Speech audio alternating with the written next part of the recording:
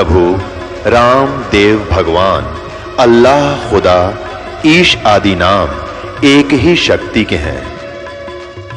वो कैसा है, कहां है, कैसे मिलता है, किसने देखा है? ये प्रश्नवाचक चिन्ह पूर्ण रूप से हटाने के लिए अवश्य सुनिए जगत गुरु तत्वदर्शी संत रामपाल जी महाराज के अमृत वचन, सर्व पवित्र धर्मों के पवित्र शास्त्रों के आधार पर। पुणात्मा, जैसा कि दास ने कथा सुनाई थी कि श्री रामचंद्र जी ने समुद्र पर पुल बनाना था और उस पुल वो बना नहीं पा रहे थे, इसलिए समुद्र में घुटनों पानी में खड़ा होकर के प्रार्थना की। 3 दिन जब नहीं माना, समुद्र तट से मस नहीं हुआ, तो उसने कहा, भाई लक्ष्मण, मुझे अब मेरा अग्नि बांध दे।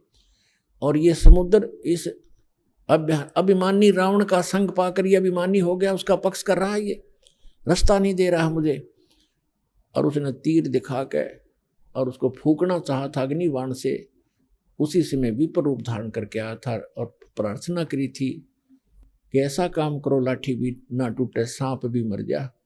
कि आपकी सेना में नल और नील नाम के 2 सैनिक हैं, उनके हाथ में ये पावर है, उनके हाथ से पत्थर तर जाएंगे, आप ऐसा ना करो, मुझे ना फूको।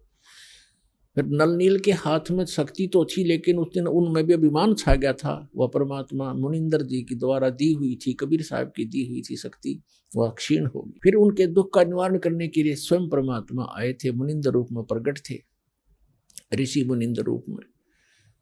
तब वहां के पहाड़ को हल्का कर दिया था परमात्मा ने, एक रेखा खींच दी थी चारों तरफ, तब वो पुल बना था।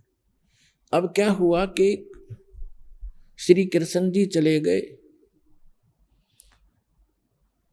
श्री कृष्ण का तो नाश हो गया था, कुल नाश हो गया था श्री कृष्ण जी का, दुर्वासा जी के श्राप से आपस में लड़ मरे थे। पूरा यादव नर यादव कति खत्म हो गए थे। जो गर्भवती बहनें थी वो बची थी, वो संतान बच गई थी, वो तो गर्भ में थी। और श्री कृष्ण भी मारे गए थे तीर के माध्यम से। एक पारधी ने विषाक्त तीर मार दिया उनके पैर में। और वो कौन था? वो त्रेता युग में जब श्री रामचंद्र जी थे, उस समय वो बाली था, सुग्रीव का भाई बाली था, जिसको श्री राम रूप में श्री विष्णु जी ने धोखे से मारा था वृक्ष की ओट लेकर। तब उससे ने कहा था कि मरते समय कि आप तो विधि विधान को जानने वाले हो, आपने मुझे धोखे से मारा है, आपने बदला देना पड़ेगा।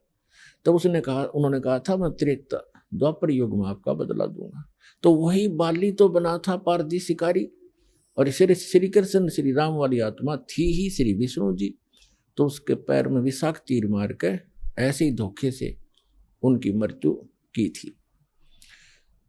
उसके बाद वो नगरी ज्यों की त्यों सुनसान पड़ी थी, और वहां यादव की जितनी पत्नियां थी उनको लेकर के अर्जुन इंद्रप्रस्थ में आ गया था। रास्ते में कुछ भीलों ने लूट ली थी, कुछ उनके गहने लूट लिए थे। वो बहुत लंबी कहानी है, ये प्रसंग दूसरा है। और एक दिन उड़ीसा में एक इंद्र दमन नाम का राजा था। वो भगवान श्री कृष्ण का पुजारी था, परम भक्त था। स्वप्न के अंदर श्री कृष्ण जी ने दर्शन दिए और कहा कि इंद्र दमन, एक मंदिर बना दे और जगन्नाथ नाम रख देना उसका। और एक ध्यान रखना, उसमें कोई मूर्ति ना हो, उसमें कोई पाखंड पूजा नहीं होनी चाहिए। और उसके अंदर एक विपर छोड़ देना, ब्राह्मण विद्वान, और उसके अंदर श्रीमद् भगवत गीता का पाठ करे, सदग्रंथों का ही आधार बनाकर वो ज्ञान देता रहे। कोई पाखंड पूजा मत करना, उसमें कोई मूर्ति स्थापना मत करना। और उन्होंने खुद जाकर स्वप्न में इंद्र दमन को ले जा करके वो स्थान दिखाया जो समुद्र के किनारे पहाड़ पे था, थोड़ा सा पहाड़ी है, कि यहां बनाना। अब ऐसा कहकर श्री कृष्ण जी चले गए। इंद्र दमन सुबह उठा, उसकी खुशी का ठिकाना नहीं। अपनी पत्नी से कहा कि मुझे आज स्वप्न में परमात्मा दिखाई दिए थे। सारी कहानी बताई और कहा भगवान ने कहा कि एक मंदिर बना दे और वो स्थान भी दिखाया मेरे को कि यहाँ बना दे, जगन्नाथ नाम रख देना, उसमें मूर्ति नहीं होनी चाहिए, पाखंड पूजा नहीं होनी चाहिए, कोई विपर छोड़ देना, वो कथा सुनाया करेगा। उसकी पत्नी बड़ी धार्मिक थी, वह बड़ी खुशी हुई कि हो हमारे तो भाग जाग गए। अब फिर भगवान ने कह दिया तेरे पास सारा संपन्न है, सारा धन है, बहुत पैसा है, और कर दे शुरू। तो इंद्र दमन ने बहुत से कारीगर बुलाए, उनसे नक्शा तैयार करवाया और जाके कहा कि यहाँ भगवान पहुंचे, वहां पर घूमते फिरते, और बताया कि यहाँ बताया था ये स्थान, मंदिर बना दे। अब कारीगरों ने तो दर्दी नीम ज्यों की त्यों और मंदिर बना के तैयार कर दिया। अब जो ही मंदिर बनने को बन चुका, अगले दिन पूजा करनी थी, उसी दिन समुद्री तूफान उठा, बहुत भयंकर, जैसे साइक्लोन कहते हैं, कई बार आता उड़ीसा के अंदर, तो बहुत तबाही मचा देता है, ढा देता है मंजिले मंदिरों, उनको मंजिलों को, मकानों को। ऐसा तूफान उठा 40 फुट ऊंचा, बहुत स्पीड का, ऐसे घूमता हुआ, और मंदिर को खत्म कर दिया, नामो निशान मिटा दिया।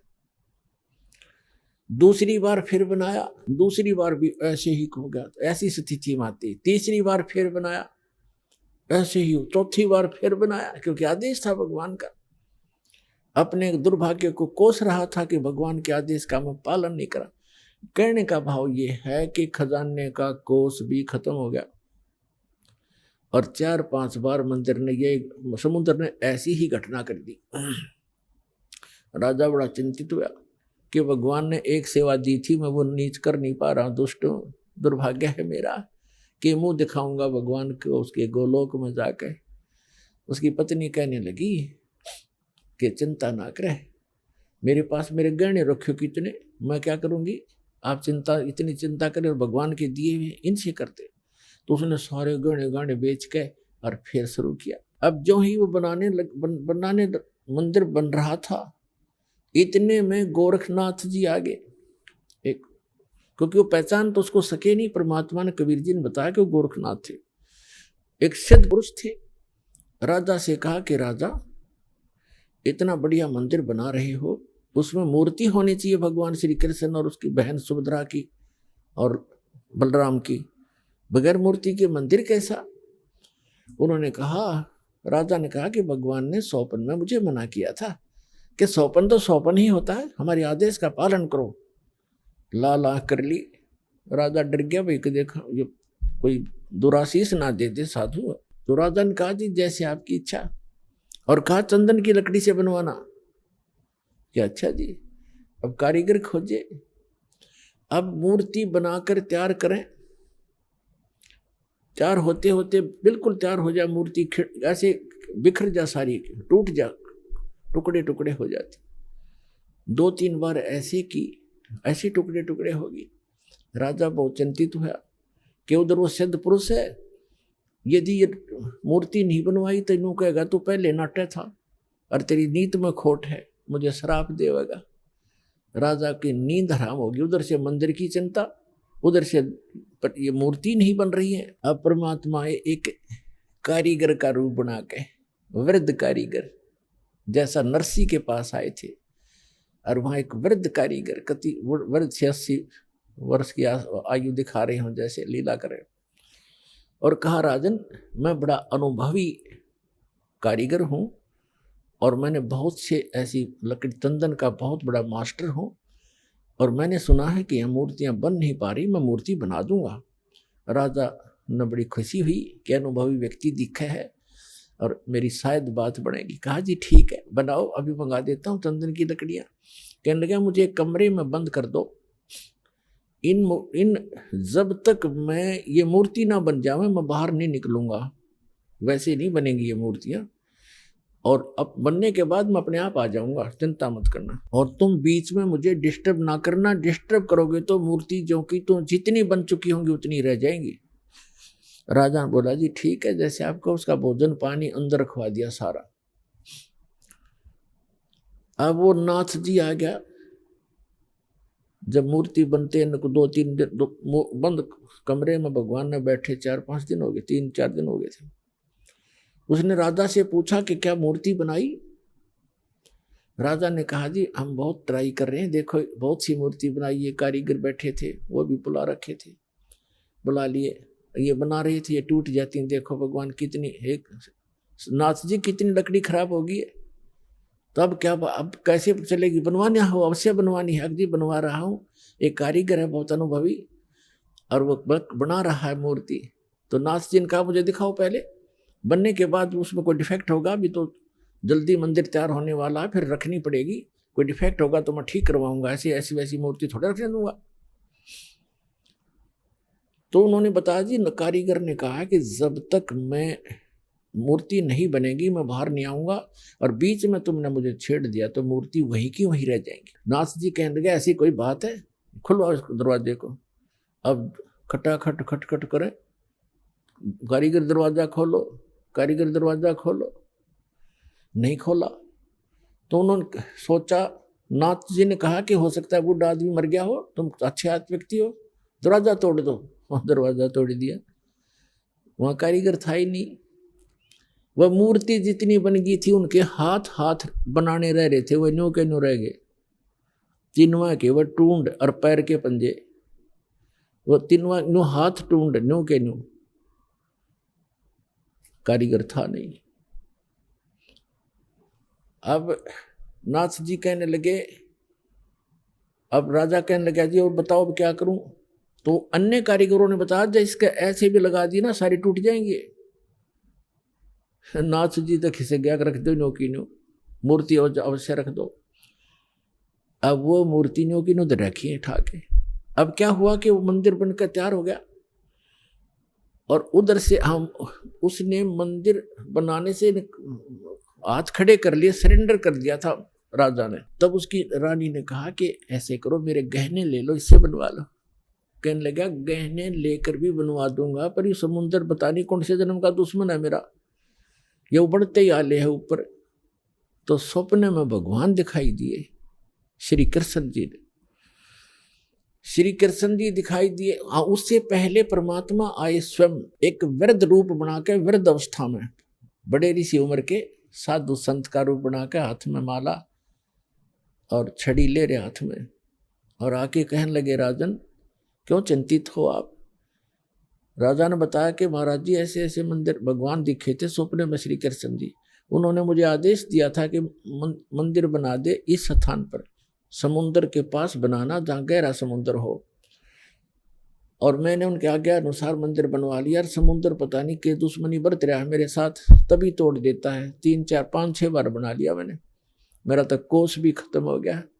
अब कैसे बनाऊं महात्मा। परमात्मा ने कहा कि मैं इस समुद्र को रोकूंगा, अब ये नहीं आएगा, तू मंदिर बनवा। उसकी पत्नी ने फिर सहारा दिया कि मैं गहने दे दूंगी, अब बना लो। लेकिन इंद्र दमन राजा की हिम्मत नहीं पड़ी थी, उसका दिल टूट चुका था। 1-2 में घटना हो जाए आदमी उसी में दिक्कत में बहुत चिंतित हो जाता है। तो सपने में श्री कृष्ण दिखाई दिए, या खेल सारे मालिक के ही थे, आपका बना कृष्ण रूप बनाया और कहा कि इंद्र दमन जो महात्मा तुझे कल मिला था वृद्ध, इसकी शक्ति का कोई वार पार नहीं है।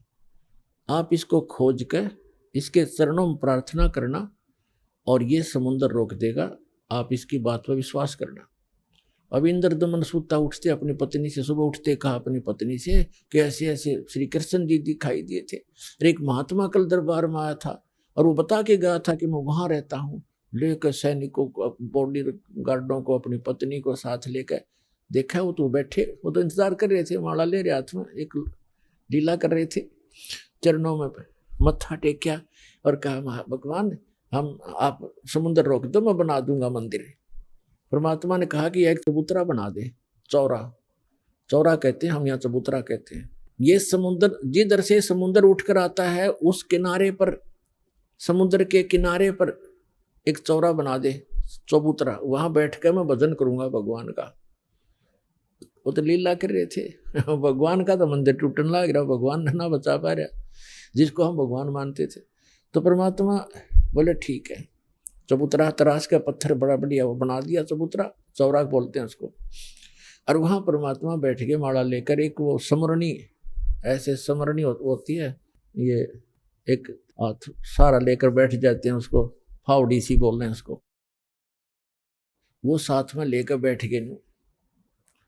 मंदिर बनकर तैयार हो गया, कति और मूर्ति उधर से मालिक ने बनाई दी थी। वह समुद्र एकदम उठा 40 फुट ऊंचा और तूफान का रूप धारण किया, और परमात्मा ने ऐसे कर दिया। अब जहां वो था समुद्र वहीं रुक गया, इतना वेग से आ रहा था वो पानी, ऐसा रुक गया जैसे पहाड़ बन जाता है, ना नीचे जावे ना ऊपर, ना आगे ना सरका, वहीं खड़ा हो गया। इस जल स्रोत का एक देवता है, उसका नाम समुद्र है। वैसे वरुण नाम है, वरुण के अंतर्गत एक समुद्र नाम का अन्य असिस्टेंट है। तो वो समुद्र आएगा वहां पर विपर रूप धारण करके, और कहा भगवान मुझे जाने दे आगे, यानी चलने दे मेरे जल को, जो मैंने आज्ञा दी है इसको जाने दो जल को आगे। परमात्मा ने कहा क्या करेगा तू आगे जाकर, कि इस मंदिर को तोड़ूंगा। परमात्मा बोले कि ये ऐसा वैसा मंदिर नहीं है, इसमें कोई पूजा, इसमें कोई पाखंड पूजा नहीं चलेगी, इसके अंदर कथा करा करेंगे भगवान की, और कोई ऐसा वैसा मंदिर नहीं है जिसमें किसी को भ्रमित किया जाता हो।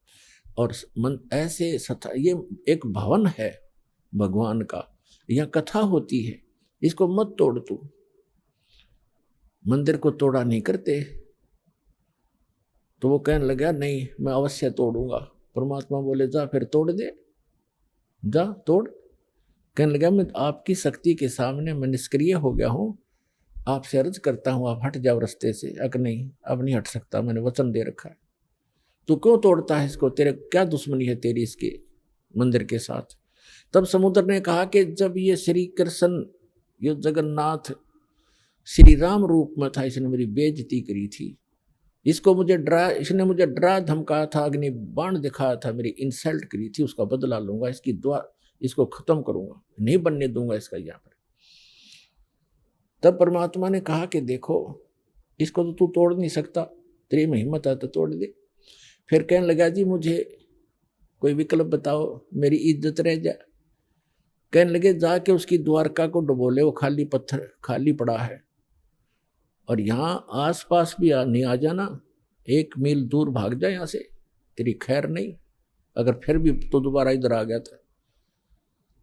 आज प्रमाण है जगन्नाथ के मंदिर को दास देख कर आया था, सिर्फ कुछ भक्तों को साथ लेकर ये देखने के लिए कि वास्तविकता है क्या। वहां पर कबीर पंथियों द्वारा सुरक्षित वो चौरा स्थान, वो चबूतरा भी है, वहां एक अच्छा मकान सा बना रखा है, उसके ऊपर एक मंदिर सा बना रखा है यादगार बनाए रखने के लिए। और उन्होंने भी यही कथा सुनाई कि यहाँ बैठकर भगवान कबीर परमेश्वर जी ने समुद्र रोका था। मंदिर वहां से लगभग 1.5 किलोमीटर दूर है, इतनी दूर समुद्र हो गया वहां से। तो उधर से द्वारका को समुद्र ने अपने अंदर समा लिया, उसका खत्म कर दिया द्वारका भी। अपनात्माओं ये कथाएं हमने जो रियल ज्ञान था सुना नहीं था, और इन हमारे धर्म गुरुओं ने हमारे को लोक वेद दंत कथा सुना रखी थी, हम मूर्ख बना रखे थे, हम रंग दिए उस झूठे रंग में। अब सच्चे रंग ज्ञान को सुनते सुनते हमारी जो है ना मन कई बार बगावत करता है, फड़कता है, लेकिन कहाँ तक फड़केगा, आखिर में टेकना पड़ेगा इस मन को, क्योंकि अज्ञान से ये उसमें रंगा था, तो ज्ञान इसके अंदर अब समा जाएगा तो ये अपने आप सेट होगा। अब क्या होता है देखो, आपको हिंदुस्तान के अंदर हिंदुओं को खूब पता है कि आज से 500 1000 वर्ष पहले, 600 वर्ष पहले, 100 वर्ष पहले, 50 वर्ष पहले कितनी छुआछात थी, हमने देखी खुद। हरिजनों को, छोटी जाति वाले जो मानते थे, इनको मंदिर में तक घुसण भी नहीं दिया करते, बाहर खड़े खड़े ये अपना कोई मांग मूंग लेते, जो लेना देना होता बाहर ही दे दिया करते, इनको टुकड़े टाकड़े। इतनी छुआछाती, मंदिर में प्रवेश नहीं करने देते थे, केवल पुजारी ही वहां जाते थे, या कोई स्वर्ण जाति के ही मंदिर में प्रवेश होते थे। अब आप देखते हो शुरू से जब से जगन्नाथ का मंदिर बना है उसमें छुआछात नहीं है। क्यों? उसमें भगवान बदल गया या विधान बदल गया इन धर्म गुरुओं का, वहां क्यों नहीं छुआछात? कोई जवाब नहीं इनके पास। अब सच्चाई क्या है ये दास बताएगा। जब वो मंदिर बनकर तैयार हो गया और मूर्ति स्थापना कर दी, अगले दिन उसकी पूजा करनी थी, वो प्राण प्रतिष्ठा के है ना, वो करनी थी। देखा कल मारी जा रही हमारी, कारीगर तो मूर्ति बनावे और पुजारी उसमें प्राण डाले, और फिर हम पूजा उस पत्थर ने। बता, ये थी पूजा हमारी। प्राण उसमें प्राण प्रतिष्ठित करे था, करें पुजारी, आगे भी इसमें प्राण डाल दिए, फिर भगवान खा करेगा जब हमने प्राण डाल दिए उसमें। अकल मारी जा रही थी हमारी, कोई ज्ञान नहीं था, कोई आधार नहीं था। तो फिर क्या हुआ, सुबह चले पांडे पूजा करने के लिए, राजा भी साथ में, रानी भी साथ में, सैनिक भी साथ में, आगे आगे पांडे। और परमात्मा वहां घूमते थे, उनको पता था ये शूद्र है, ब्राह्मणों को पंडितों को पता था कि शूद्र है। परमात्मा जगन्नाथ के मंदिर के गेट के बीच में खड़े हो गए उस दिन, जिस दिन वो आए थे पूजा करने के लिए। अब परमात्मा ने पीछे न मुंह कर लिया, जिधर से वो आ रहे थे, मंदिर को देख रहे थे ऐसे खड़े खड़े, जैसे अजनबी व्यक्ति देखा करता पहली बार आके। अब जो ही वो मुख्य पांडा सामने आया, पहले तो वो मंत्र मंत्र करता नहीं देखता था, तुझे कोई देख रहा कि नहीं, आज तू सबसे प्रमुख है। सामने निकट आकर देखा कि एक शूद्र खड़ा है गेट पर। परमात्मा को उसने ऐसे हाथ मारा और परमात्मा इतनी दूर गिर गए जाके, और कहा, शूद्र तुझे शर्म नहीं आती, तो ऐसे पवित्र मंदिर के द्वार पर खड़ा है, दूर मर जाए यहाँ से। तो ने अछूत कर दिया सारे मंदिर को। अब परमात्मा एक तरफ बैठ के जाके, जैसे एक ऐसा ही व्यक्ति बैठ जाता है, एक तरफ नो करके बैठ गए। अंदर जाकर क्या देखते हैं, वो तीनों मूर्ति उस अछूत का रूप धारण किए हुए हैं। अरे क्या हो गया, अरे ये क्या हो गया, ये कोई जादूगर है, ये अछूत कोई जादूगर है, देखो मूर्ति कैसी बन गई है। परमात्मा थोड़ी देर में फिर वह लीला खत्म कर दी, वह नो के नो श्री कृष्ण हर खड़े। फिर उन्होंने मांझे धो गंगा जल से शुद्ध करो, ये तो अछूत ने अपवित्र कर दी। वो सारा कुछ उन्होंने कर करा के अपना फारिग हुए, मंदिर चालू हो गया। उधर से क्या हुआ, उस मुख्य पांडे ने, जिसने भगवान का धक्का मारा था, धक्काए थे, उसके सारे शरीर में कोढ़ शुरू हो गया। कोढ़ ही हो गया, वो चाम कटकट पड़े, सारी रात रोए चिल्लावे, सारी जड़ी बूटी करवा ली, सारी सतुति प्रार्थना, भगवान कृष्ण का कट्टर पुजारी था उसको अर्ज कर लिया। तो सपने में श्री कृष्ण दिखे उसने, और कहा जाके कि पांडे, उस महापुरुष के चरण धो के पी ले, तेरा तब पीछा छूटेगा, नहीं तो तेरी जान नहीं बचेगी, मेरे पास कोई तेरा समाधान नहीं इसका। अब कहते मरता क्या नहीं करता। उसने अपने साथी पांडे बुलाए और कहा, भी भगवान ने ऐसे ऐसे कहा है, मेरा बुरा हाल है, और ऐसे आदेश दिया है भगवान ने, क्या करूं मैं। वो कहने लगे, क्या फर्क पड़ता है, जान बच जाएगी, और चल चरणामृत ले ले, उसके माफी मांग ले, क्षमा याचना कर ले। परमात्मा बैठे थे वहां, घूमा करते हो तो काम ही सारे थे। अब वो पांडा तो लेकर चल रहा कटोरे में जल, चरणामृत बनाऊंगा। वो निकट आओ, परमात्मा आगे को चल दे, अके नहीं पांडे दूर रहना, हम अछूत है, दूर रहना, अछूत है। और वो हाथ जोड़ा, महाराज डट जाओ, महाराज जी रुक जाओ, मैं मर गया, मेरा बुरा हाल है। कि नहीं, आप अछूत, आपको अछूत के निकट नहीं आना चाहिए। अब काफी देर उनकी रिहर्सल करके रैली काट गए, तो बैठ गए एक पत्थर पे। अकबोल क्या कहना चाहते हो। उन्होंने कहा, जी ऐसे ऐसे मुझे कोढ़ लग गया, मेरा कुछ समाधान बताओ, आपके चरण धोकर पीऊंगा, श्री कृष्ण जी ने बताया है। परमात्मा बोले, चरण धोने बात अच्छी बात है, लेकिन केवल चरण धोने कर पीने से नहीं बनेगी बात, मैं जो कहूं वो करना पड़ेगा, अगर जो कहोगे वही कर लूंगा। इस मंदिर के अंदर कोई छुआछात नहीं होगी, यदि तुमने छुआछात की तो तुम्हारी सबकी यही दशा फेर हो जाएगी, जो भी इसमें छुआछात करेगा। और एक पत्तल में शूद्र और ब्राह्मण रोटी खाओगा, मंजूर है? अकदी मंजूर है, कि ठीक है, ले जा चरणामृत। चरणामृत ले गया, बोला 40 दिन नहाइए, इसने सुरक्षित रखना, बाल्टी में थोड़ा बहुत डालते रहना, नहाता रहना और इसमें से पीते रहना, 40 दिन में ठीक होगा। कहते तो फिर बीच में क्यों तुरंत ठीक हो जाए तो फिर भूल जाए आदमी। तो ये दास उस मंदिर को देखकर आया था। सन 2000 की बात है। कुछ भक्त हमारे साथ थे, तो वहां एक पांडा था गाइड। हमने उनसे पूछा कि हमने ऐसे ऐसे सुना है कि यहाँ कोई छुआछात नहीं, कि नहीं कोई छुआछात नहीं है, यहाँ पांडा भी पुजारी भी अगर आवश्यक हो और कोई भी आओ यहाँ पर अछूता हो, कोई सब इकट्ठे बैठकर खाते हैं खाना। मैं बोला भाई सारे मंदिरों में ऐसा नहीं है, तो इसमें क्यों ऐसा है कि छुआछात नहीं है? कि ये लीला है भगवान की, लीला है जगन्नाथ की। तो बात हुई ये कोई सिर पैर है तुम्हारी बात का? लीला है जगन्नाथ की। दूसरे मंदिरों में जगन्नाथ कहाँ गया जहां तुम किसी ने घोषणा नहीं बना दिया करते? फिर मैंने उससे प्रश्न किया कि हमने सुना है कि ये मंदिर पहले कई बार टूटा, 6 बार टूटा, फिर कैसे बना भाई? ये किसने बनवाया? कि लीला है जगन्नाथ की। बता कोई खाक है इनका उत्तर? लीला है जगन्नाथ की। कहने लगे हमने सुना है 2-3 बार टूटा है, 6 बार तो नहीं, 2-3 बार सुना है हमने। मैं फिर किसने बचाया इसको कि लीला है जगन्नाथ की?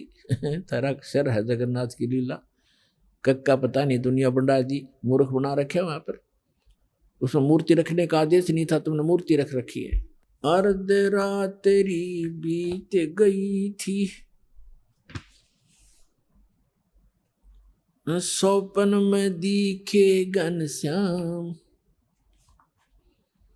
इंद्र दमन एक मंदिर बनवा दे, जगन्नाथ हो जिसका नाम। इंद्र दमन एक मंदिर बनवा दे, जगन्नाथ हो जिसका नाम। अर्ध रात्रि बीत गई थी, सौपन में दिखे घनश्याम, इंद्र दमन एक मंदिर बनवा दे, जगन्नाथ हो जिसका नाम। इंद्र दमन एक मंदिर बनवा दे, जगन्नाथ हो जिसका नाम। सुन राजा एक भवन बना दे, संग समुद्र गहरा हो, गीता जी का ज्ञान चले वहां, विपर कथा कोई कह रहा हो। न मूर्ति न पाखंड पूजा, वो सहज स्वभाव से रह रहा हो। योग युगत की विधि बतावे, जिससे मन इंद्री पर पैरा हो। कलयुग में जो नाम जपेगा, उसके सरेंगे सारे काम। इंद्र दमन एक मंदिर बनवा दे, जगन्नाथ हो जिसका नाम। इंद्र दमन एक मंदिर बनवा दे, जगन्नाथ हो जिसका नाम। अर्ध रात्रि बीत गई थी, सौपन में दिखे घनश्याम, इंद्र दमन एक मंदिर बनवा दे, जगन्नाथ हो जिसका नाम। इंद्र दमन एक मंदिर बनवा दे, जगन्नाथ हो जिसका नाम। 5 बार मंदिर बनवाया, श्री कृष्ण जी के कहने से, मंदिर टूटा अवशेष बचाना, वो तेज समुद्र बहने से। 5 बार मंदिर बनवाया, श्री कृष्ण जी के कहने से, मंदिर टूटा अवशेष बचाना, वो तेज समुद्र बहने से। कहे कबीर अब मंदिर बनवाओ, यो टूटे ना मेरे रहने से। 6ठी बार मंदिर बनवाया, राजा ने रानी के गहने से। कहें कबीर अब मंदिर बनवाओ, ये टूटे ना मेरे रहने से। 6ठी बार मंदिर बनवाया, राजा ने रानी के गहने से। कह श्री कृष्ण ये पूर्ण ब्रह्म कबीर यही है, इसके चरणों में कर ले प्रणाम। इंद्र दमन एक मंदिर बनवा दे, जगन्नाथ हो जिसका नाम। इंद्र दमन एक मंदिर बनवा दे, जगन्नाथ हो जिसका नाम। अर्धरात्रि बीत गई थी, सौपन में दिखे घनश्याम। इंद्र दमन एक मंदिर बनवा दे, जगन्नाथ हो जिसका नाम। कहे कबीर एक चबूतरा बनवाओ, जहां राम नाम लो लाऊंगा। जिस पर बैठ मैं संग समुद्र को रोकूं, और मंदिर को बचाऊंगा। कहे कबीर एक चौरा बनवा दे, जहां बैठ राम नाम लो लाऊंगा। जिस पर बैठ समुद्र को रोकूं, और मंदिर को बचाऊंगा। अब कहे समुद्र उठो भगवान, मैं मंदिर तोड़ने जाऊंगा। राम रूप में इसने मुझे सताया, वो बदला लेना चाहूंगा। कहे समुद्र उठो भगवान, मैं मंदिर तोड़ने जाऊंगा। राम रूप में इसने मुझे सताया, वो बदला लेना चाहूंगा। अग्निबाण से इसने रास्ता मांगा, और कहा था मुझको नीच गुलाम। इंद्र दमन एक मंदिर बनवा दे, जगन्नाथ हो जिसका नाम। इंद्र दमन एक मंदिर बनवा दे, जगन्नाथ हो जिसका नाम। अर्धरात्रि बीत गई थी, सौपन में दिखे घनश्याम। इंद्र दमन एक मंदिर बनवा दे, जगन्नाथ हो जिसका नाम। इंद्र दमन एक मंदिर बनवा दे, जगन्नाथ हो जिसका नाम। श्री कृष्ण जी की पूरी द्वारका, परमात्मा ने कहा समुद्र से, श्री कृष्ण जी की पूरी द्वारका, उस पर जाकर लाओ घात। इधर समुंदर बहर जो आ गया, तो ठीक नहीं रहेगी बात। कृष्ण जी की पूरी द्वारका, उस पर जाकर लाओ घात। और सुनो समुंदर, जब इधर फिर आ गया, ठीक नहीं रहेगी बात। एक मील वो सागर हट गया, जोड़ करके दोनों हाथ। और पूरी द्वारका डबोली थी, वो श्री कृष्ण जी की बिगाड़ी जात। एक मील समुंदर हट गया, जोड़ करके दोनों हाथ। और पूरी द्वारका डबोली फिर श्री कृष्ण जी की बिगाड़ी जात। पर्वत की जो रुक्या समुद्र, पर्वत की जो रुक्या समुद्र, ऐसे जगन्नाथ का बन गया धाम। इंद्र दमन एक मंदिर बनवा दे, जगन्नाथ हो जिसका नाम। इंद्र दमन एक मंदिर बनवा दे, जगन्नाथ हो जिसका नाम। अर्धरात्रि बीत गई थी, सौपन में दिखे घनश्याम। इंद्र दमन एक मंदिर बनवा दे, जगन्नाथ हो जिसका नाम। इंद्र दमन एक मंदिर बनवा दे, जगन्नाथ हो जिसका नाम। वर्द कारीगर बन के आए, वो बंदी छोड़ कबीर करतार। हाथ पैर प्रतिमा के रह गए, धक्के ते दिए खोल के वाड़े। वर्द कारीगर बन कर आए, बंदी छोड़ कबीर करतार। हाथ पैर प्रतिमा के रह गए, वो धक्के ते दिए खोल के वाड़े। अछूत रूप में साहेब आए, खड़े हुए थे बीच द्वार। पांडे जी ने धक्का मारा, कह करके न नीच गुलाम। अछूत रूप में साहेब आए, खड़े हुए थे बीच द्वार। पांडे जी ने धक्का मारा, कह करके न नीच गंवार। कोड लग्या वो पांडा रोवे, कोड लग्या वो पांडा रोवे। और काया का गड़ गया सब शाम, इंद्रदमन एक मंदिर बनवा दे, जगन्नाथ हो जिसका नाम। इंद्रदमन एक मंदिर बनवा दे, जगन्नाथ हो जिसका नाम। इंद्रदमन एक मंदिर बनवा दे, जगन्नाथ हो जिसका नाम। अर्धरात्रि बीत गई थी, सौपन में दिखे घनश्याम, इंद्रदमन एक मंदिर बनवा दे, जगन्नाथ हो जिसका नाम। इंद्रदमन एक मंदिर बनवा दे, जगन्नाथ हो जिसका नाम। चरण धो पांडे ने पिए, चरण धोकर पांडे ने पिए, ज्यों की तो फिर होगी खाल। और कहे कबीर सुनो सब पांडा, यहाँ पर छुआ छात की न चाल चाल। चरण धोकर पांडे ने पिए, ज्यों की तो फिर होगी खाल। कहे कबीर सुनो सब पांडा, यहाँ छुआ छात की न चाल चाल। जय कोई छुआ छात करेगा, उसका भी होगा यही हाल। एक पत्तल में दोनों जिम्मे, वहां पंडा गुलाम रामपाल। जय कोई छुआ छात करेगा, उसका भी होगा यही हाल। एक पत्तल में दोनों जिम्मे, पंडा गुलाम रामपाल।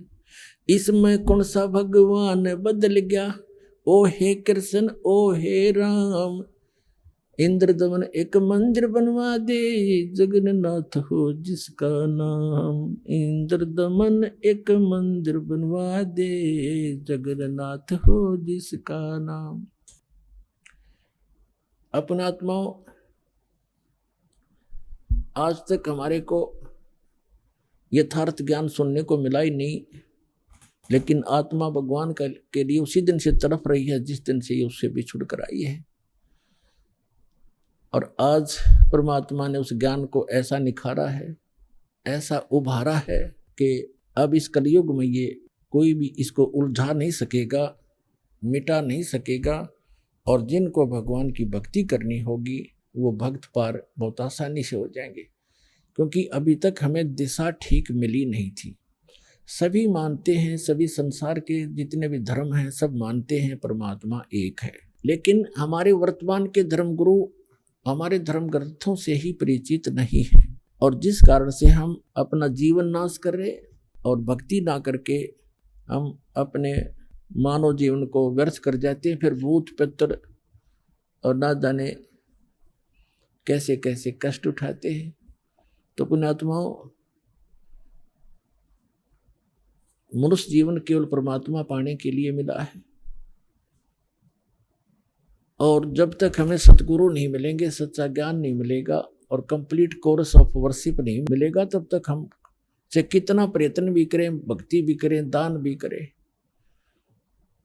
और चाहे अन्य कोई भी तीर्थ भी करते रहे, उससे कोई लाभ नहीं होगा। अपने आत्मा परमात्मा की लीला, परमात्मा की महिमा में लिखा हुआ है। परमात्मा लीला भी ऐसे ही करते हैं और हमारे सदग्रंथ भी उसको सेकंड करते हैं, उसका प्रमाणित करते हैं, समर्थन करते हैं। क्योंकि हम जितने भी धार्मिक जो धर्म बने हुए हैं और जितने धार्मिक व्यक्ति हैं, प्रत्येक अपने अपने सदग्रंथों को सही सत्य मानते हैं। हिंदू धर्म के अनुयायी अपने पुराणों को, अपने वेदों को, अपनी श्रीमद् भगवद गीता को, इनको सबको कति सत्य मानते हैं और बिल्कुल सत्य हैं, लेकिन हमें ज्ञान उसके विपरीत प्राप्त है। ऐसे ही पवित्र मुसलमान धर्म के धर्मगुरु अपनी कुरान शरीफ को अद्वितीय बुक मानते हैं, अल्लाह का कलाम, भगवान का वर्ड, भगवान की वाणी मानते हैं, लेकिन वो उसे परिचित नहीं है। और इसी प्रकार पवित्र ईसाई धर्म के जितने भी व्यक्ति हैं, अपने पवित्र बाइबल 3 पवित्र बुकों का संग्रह है, जिसमें एक है तौरेत, दूसरी जंबूर और तीसरी इंजिल। इन तीनों को इकट्ठा जल्द करके इसको बाइबल कहा गया है। और इसमें प्रथम ही यानी उस तौरेत के अंदर उत्पत्ति ग्रंथ है, उसके अंदर पहले अध्याय में लिखा है कि परमात्मा ने मनुष्य सब सृष्टि और रचना करके पृथ्वी बना के जल जंतु सब बना करके उसके बाद मनुष्य कहा कि मैं अपने जैसा बनाऊंगा।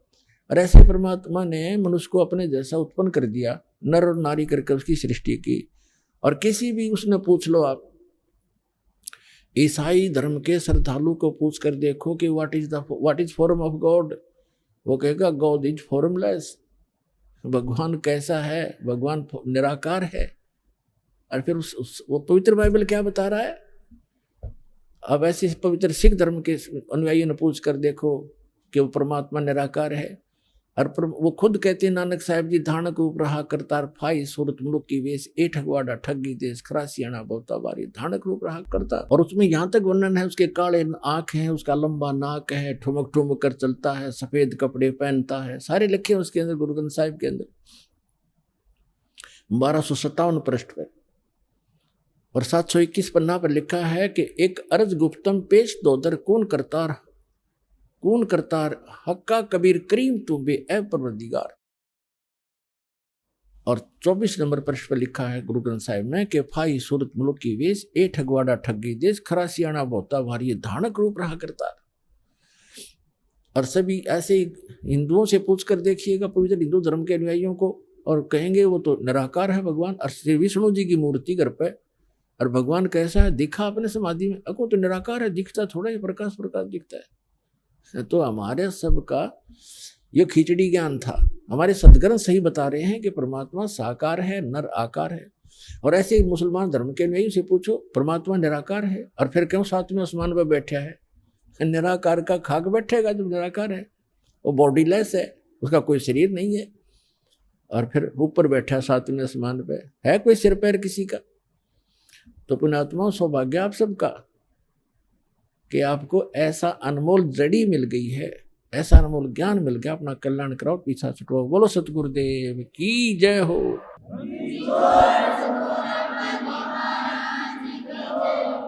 परम पिता परमात्मा पूर्ण ब्रह्म सारी सृष्टि के रचनहार कुल मालिक कबीर देव कबीर साहेब कबीर परमेश्वर जी की असीम रजा से आप सभी पुण्यात्माएं सत्संग श्रवण करने के लिए उपस्थित हुए। जिस प्राणी का बहुत ही पुण्य उदय हो जाता है उसको मानव शरीर प्राप्त होता है।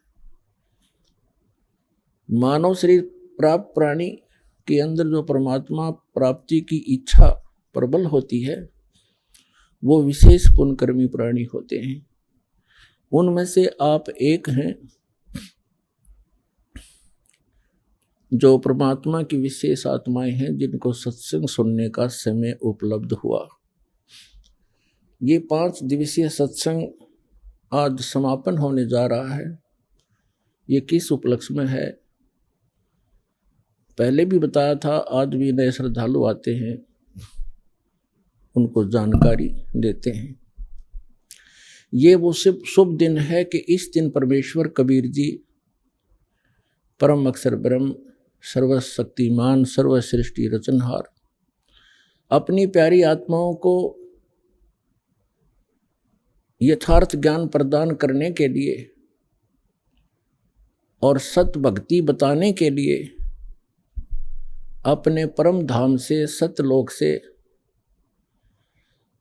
चलकर आए थे। वो प्रत्येक युग में ऐसी लीला करते हैं।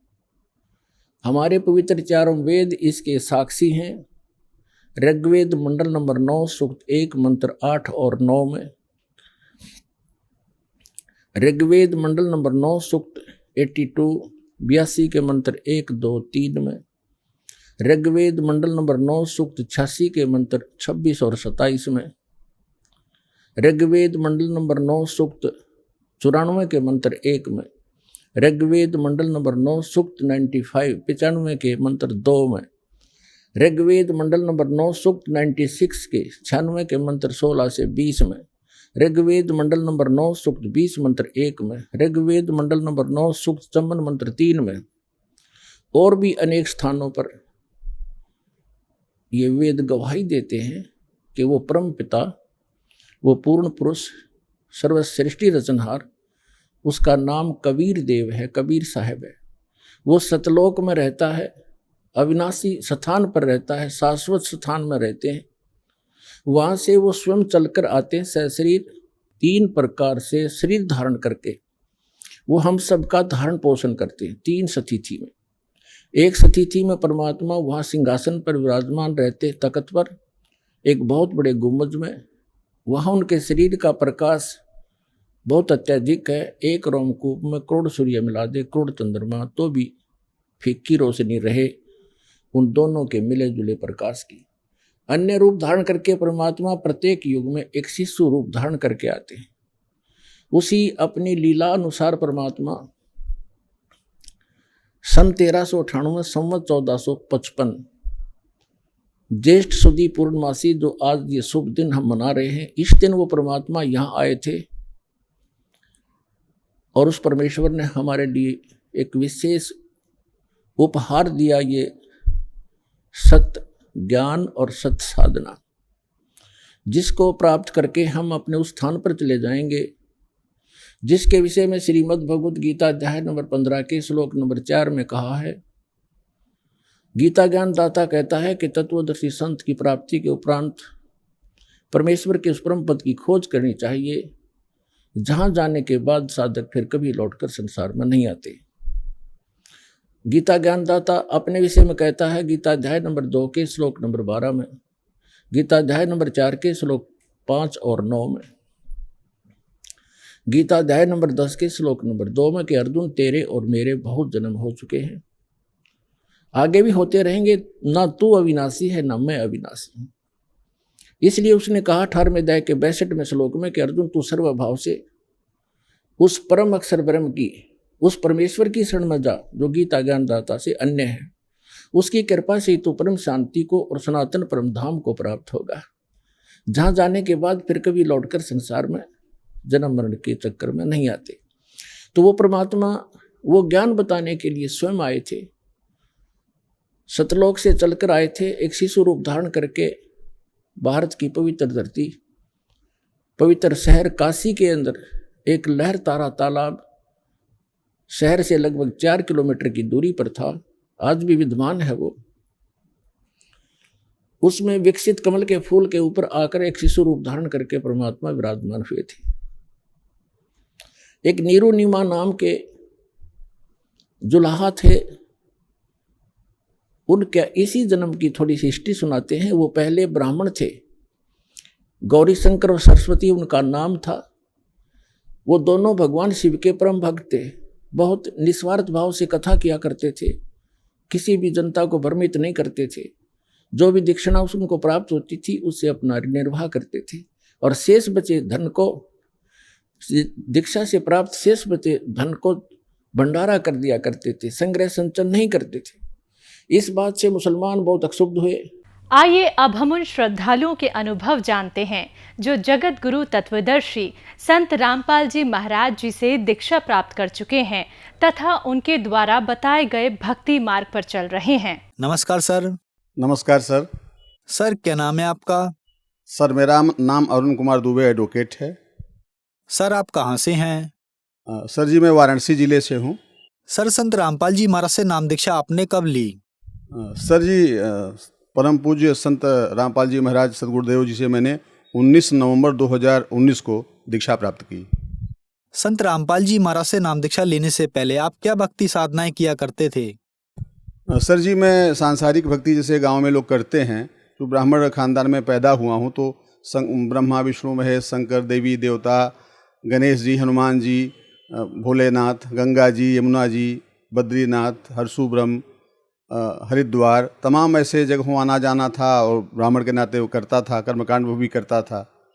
और इस सिलसिले में तमाम महापुरुष जिसे कहे जाते हैं, संत अरगड़ानंद महाराज जी, स्वामी करपात्री जी महाराज जी, स्वामी राम रहीम जी, ये मथुरा वाले राधा स्वामी वाले सदगुरुदेव वहाँ के मथुरा वाले, और सर जी ये पड़ाव आश्रम के भगवान अवधूत राम जी, उनके परम शिष्य चंद्रबली महाराज जी, गढ़वा घाट के महाराज जी, छितौनी के महाराज जी, करधना के महाराज जी, और प्रणवानंद मुनि महाराज जी, गायत्री परिवार हरिद्वार के आचार्य जी, माता जी, स्वामी रजनीश जी महाराज जी इस समय नहीं हैं, प्रेम रावत महाराज जी, उनके छोटे भाई भोलेनाथ महाराज जी, सतपाल महाराज जी, आसाराम बाबू जी से भी मैं हुआ, वीरेंद्र दीक्षित जी से भी मैं मिला, और लेकिन हमको कहीं से कोई शांति सर जी मिली नहीं। लगभग सर हमने 20 की संख्या में ऐसे महापुरुष जिनको संत कहा जाता है मैं उनसे मिला हूँ, लेकिन मुझे कुछ प्राप्त नहीं हुआ जो मैं खोज रहा था। गुरु मैंने उनसे दीक्षा क्या, जैसे उपदेश करते थे सुनता था कि ऐसे करो वैसे करो करता था, लेकिन मुझे कुछ लाभ या मानसिक शांति नहीं मिलती थी, या पूजा में मन नहीं लगता था, साधना में मन एकाग्र नहीं होता था, कुछ मिलता नहीं था। वैसे खास करके लोग भौतिकता की तरफ आते हैं कि हम किसी महात्मा के यहाँ जा रहे हैं तो भौतिक जगत की कुछ प्राप्ति होगी, लेकिन मुझे ऐसा कुछ मिला नहीं। सर, आप बहुत सारी भक्ति साधनाएं किया करते थे, जो भी संसार में भक्ति साधनाएं चल रही हैं। इसके अलावा आप लगभग 20 गुरुओं के पास गए, जिनमें राम रहीम जी, आसाराम बापू जी, आचार्य रजनीश जी, गायत्री परिवार से भी आप जुड़े, प्रेम रावत जी से भी आप जुड़े, सतपाल जी महाराज जी से भी जुड़े, और अनेकों गुरुओं के पास आप गए, लेकिन आपको वहाँ पर कोई लाभ नहीं मिला। तो फिर आप संत रामपाल जी महाराज की शरण में कैसे आए? सर जी, मैं अपने न्यायालय में बैठा था, परिसर में, अपने चैम्बर में, तो एक संत रामपाल महाराज जी के शिष्य पुस्तक वितरण कर रहे थे। तो आते समय मेरे चैम्बर पे आए, तो चूंकि चैम्बर हमारा बड़ा है आप, तो मैं उनको बैठाया, तो उन्होंने कहा कि वकील साहब ये एक पुस्तक लीजिए, इसको पढ़िए। तो मैं पुस्तक जूनियर को बोला कि ये पुस्तक रख दो चैम्बर में, देखता हूँ। फिर उनको पानी उनी पिलाया, वो चले गए। घर आने के बाद 2-3 दिन बाद वह पुस्तक मैंने देखा, तो उसमें नामदान सेंटर का पता लिखा था, जो वाराणसी में नामदान सेंटर है, हथिवार सेंटर, वहाँ का पता लिखा था। तो मैं ड्राइवर से बोला यार चलो चलते हैं, तो अपने क्षेत्र की बात है यार, देखता हूँ। तो मैं सेंटर पे आया। सेंटर पे वहाँ के जो संत रामपाल महाराज जी के शिष्य थे, उन्होंने मुझे कुछ नियम बताए कि ऐसे ऐसे हम इसमें नियम है। चूँकि मैं 20 वर्षों से लगातार शराब का आदी रहा हूँ, शराब का शौकीन रहा हूँ, मांस मदिरा का शौकीन रहा हूँ, तमाम ऐसे अपराध जगत के लोगों से मेरे संबंध रहे कचहरी के नाते, तो मैं उनसे जुड़ा रहता था। लेकिन यहाँ आश्रम पे आए तो यहाँ के जो शिष्य हैं लोग, हमको समझाया कि ऐसे ऐसे आपको करना है, तब आपकी भक्ति चल पाएगी। तो हमने कहा ठीक है, मुझे एक दिन का समय दीजिए, घर जाता हूँ, पूछता हूँ। तो मैं अपने श्रीमती जी से बात किया कि ऐसी सी बात है, क्योंकि अगर ऐसा बात है तो आप चल करके वहाँ उपदेश लीजिए, अगर आपका ऐसा बदल जाए तो। फिर मैं अपने श्रीमती जी के साथ यहाँ पत्नी के साथ आया। संत रामपाल महाराज जी से हमने उपदेश किया। उन्होंने बताया कि ऐसे ऐसे ऐसे आपका जप करना है, सिमरन करना है, और धीरे धीरे जितनी भी आपकी कमियाँ हैं सब दूर हो जाएंगी। सर, इतने गुरुओं के पास जाकर आप फिर संत रामपाल जी महाराज की शरण में आए, तो क्या संत रामपाल जी महाराज की शरण में आने के बाद आपको लाभ भी मिले? सर जी, अगर हम गिनाएं तो एक पुस्तक मुझे लिखनी पड़ेगी, लेकिन प्रथम दृष्टया आप देख लें कि जो व्यक्ति लगातार 20 वर्षों से शराब शिकार का आदी है, तमाम ऐसे गलत आदतों का आदी है, उसका यह नशा छूट गया एकदम पूर्ण रूप से। मैं शराब पीता था, पान करता था, बीड़ी सिगरेट, चैम्बर में बैठ के हुक्का पीता था, बियर बार में मैं जाता था, मेरे साथ तमाम लोग रहते थे, मांस का सेवन करता था, अंडा का सेवन करता था। मैंने कोई ऐसी चीज़ नहीं थी जो संसार में जिसको आप गंदा कह सकते हैं, उसका प्रयोग मैं नहीं करता था, मैं सब करता था। लेकिन सदगुरु श्री संत रामपाल महाराज के शरण में आने से, उनसे दीक्षा लेने के बाद ये पूर्णतया मेरा छूट गया। और मेरा छोटा पोता था सर जी, वो इतना बीमार था, इतना सीरियस था कि हम लोग समझ गए कि बस इसकी जान अब नहीं बच पाएगी। डॉक्टर हमको, गांव के डॉक्टर बोले कि हमारे बस की बात नहीं है। लेकिन संत रामपाल महाराज जी, गुरु जी की कृपा से आज बच्चा चंगा है, 4 साल का हो गया है। मेरे 2 बच्चे हैं सर, एक मेरा लड़का अश्विनी कुमार दुबे, वो उसको भी मैं नाम दिलाया हूँ, वो एकदम पूर्ण रूप से पागल हो गया था सर जी। और railway line, Bombay Bhandup station पर रेलवे लाइन पर पूरा नंगा उलेटा हुआ था। बॉम्बे की पुलिस ने उसको वहाँ के जे हॉस्पिटल में भर्ती कराया। मुझे फ़ोन आई पुलिस के द्वारा कि वकील साहब आपका लड़का यहाँ एडमिट है।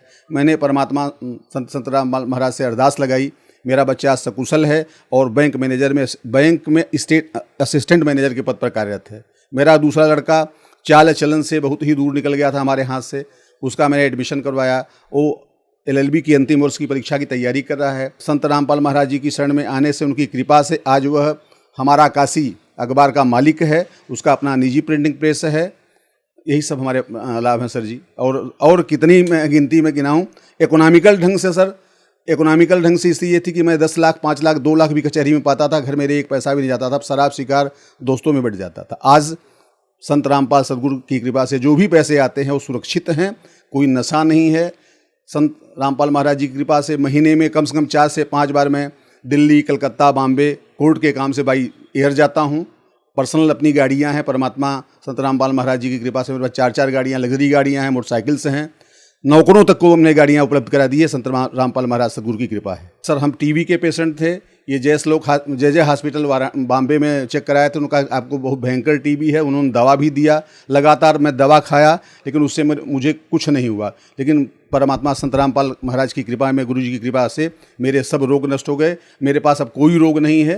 हार्ट में सर बाएं तरफ हमको दर्द होता था, कि इतना दर्द हो जाता था कि बस यहीं बेहोश हो जाऊंगा, सीना दबा के बैठ जाता था। पेन किलर खाता था, 2-1 सेकंड के लिए आराम होता था। लोगों ने कहा ECG कराइए, डॉक्टर ने बोला, लेकिन मैं सद्गुरु के शरण में आने के बाद वही अमृत जल पीता हूँ और आप पूर्ण रूप से स्वस्थ हूँ।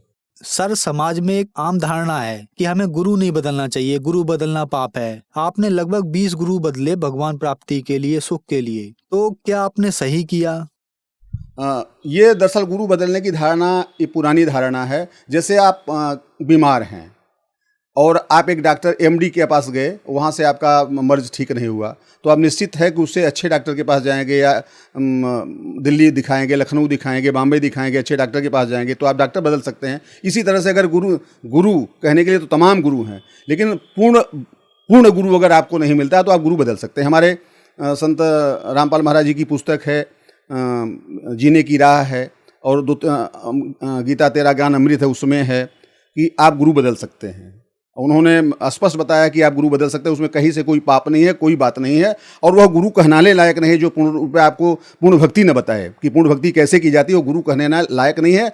और सर जी मैं नज़दीक बैठ के यहाँ के जितने मठाधीश हैं, अगर हमारा इंटरव्यू आप कराएं, मैं सबको मुँह पर बता सकता हूँ कि आपने मेरे साथ ऐसा किया है। कोई ऐसा गुरु नहीं जिसके साथ मैं बैठा हूँ, 1-2 लाख रुपये पैसा मैं खर्च नहीं किया हूँ, वहाँ गया हूँ, लेकिन मुझे कोई लाभ नहीं है, केवल चीटिंग है, कुछ भी नहीं है।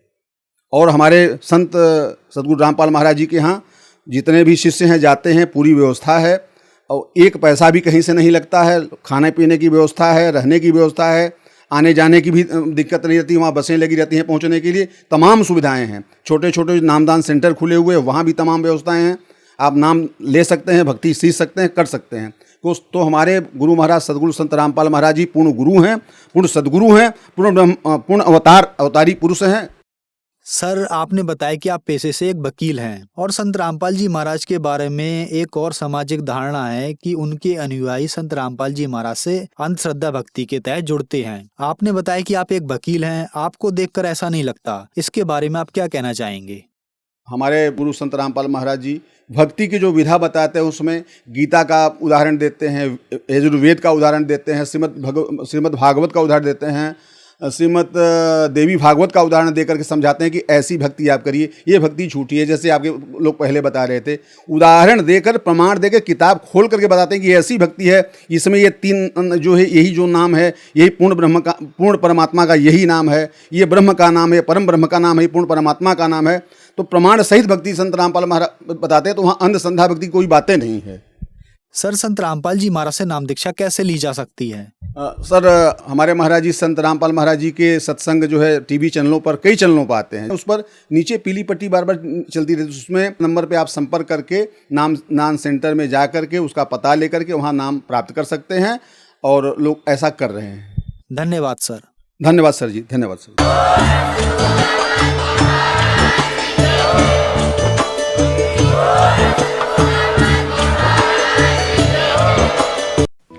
आप सुन रहे थे जगत गुरु तत्वदर्शी संत रामपाल जी महाराज के मंगल प्रवचन। अधिक जानकारी के लिए संपर्क करें।